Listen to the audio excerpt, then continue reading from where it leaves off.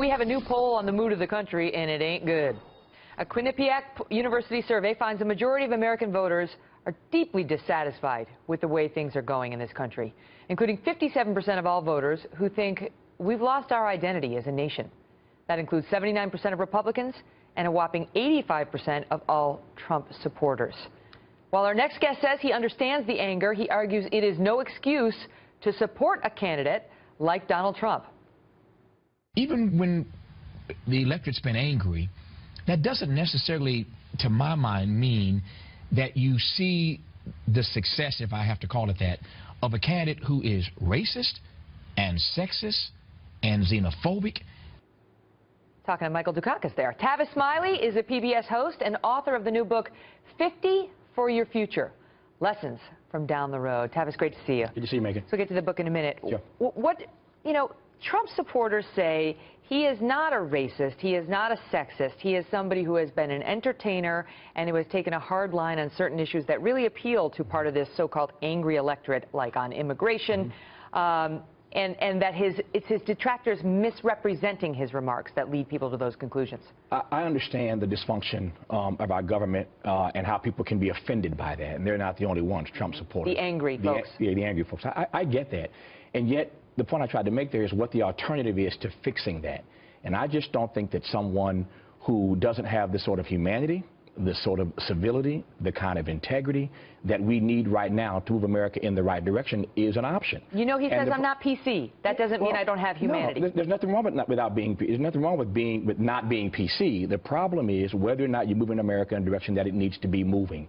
And when you're trying to turn the clock back on America with some of the comments that he's making. Like what specifically? Well, we could do this all day long, but his anti-Muslim comments, his anti-immigrant comments, the way they maltreat persons at these rallies. I mean, this happens every single day. So every time somebody asks me, what are you talking about? This is the stuff that Fox is covering every day that comes out of his mouth. And we act like we don't hear this.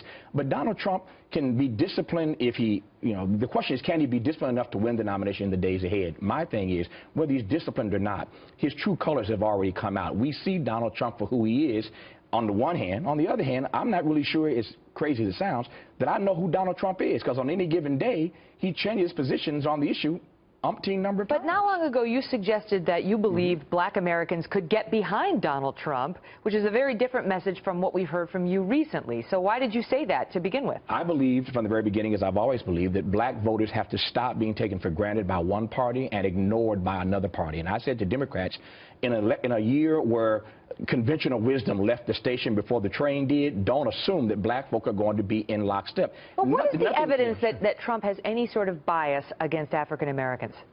I'm not even so much, I could make the case that he has a bias against African Americans in the way that he's campaigned, the things he's said, but let's put it another way. Why should anyone be elected president who runs a segregated campaign, whether it's Trump, Cruz, or anybody else? And what I mean by that is simply this. If you can't campaign to all of America, if you're only campaigning to one slice of America, then how do we believe that you want to be president for all of America? Put another way, if Barack Obama had only campaigned in the ghetto, he wouldn't have been taken seriously as a candidate. You got to campaign to all of America, whether or not they agree with your message. We have to know that you care about all of us and that all of our votes matter to you.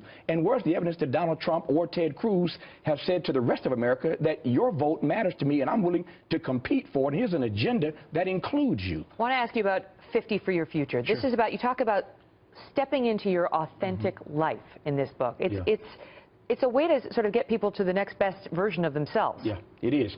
This book is about what kind of people we really want to be.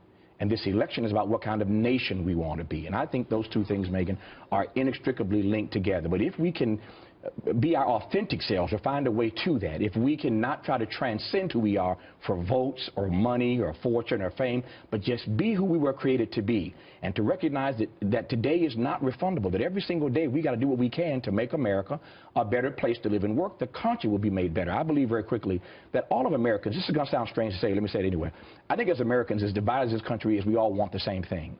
To live in a nation that will one day be as good as its promise. We ain't there yet. The gap between the promise of America and the possibility in America is still too wide. But if we become our better selves and appeal to our better angels, America can be made, I think, a better nation if we choose the right people who take us in a direction that makes America the nation that we can be proud of. Great to see you, Tavis. You too, Megan. Thanks for being here. Thank you. Good luck with the book. Thank you.